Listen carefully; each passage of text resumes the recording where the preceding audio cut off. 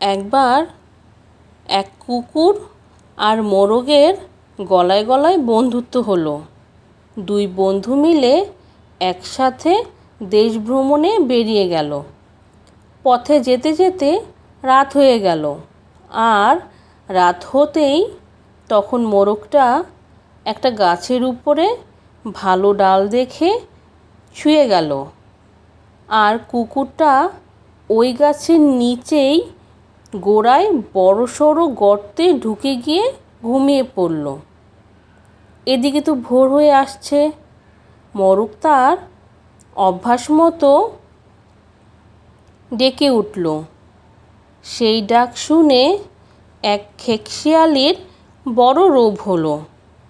একটু দূরেই সে তার ছানাপোনা নিয়ে বাস করত। মোরগের ডাক শুনে সে এগিয়ে এলো সেই গাছের তলায়।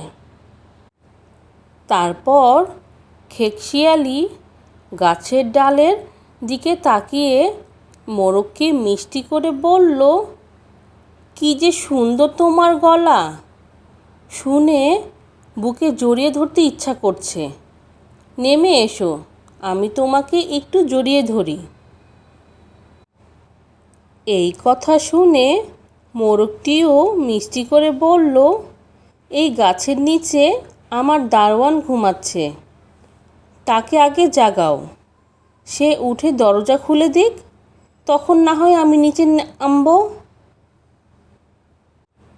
খেকশিয়ালি তখন খুঁজছিল কোথায় সেই দারোয়ান, কাকে দরজা খোলার কথা বলছে। অমনি কুকুর উঠে এসে এক লাফে খেকশিয়ালির ঘাড়ে চেপে ধরল।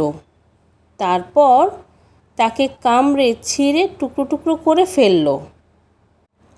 গল্পের নীতিকথা: দুর্বলেরা সবলের সাহায্য নিলে খুব সহজেই শত্রু দমন করতে পারে।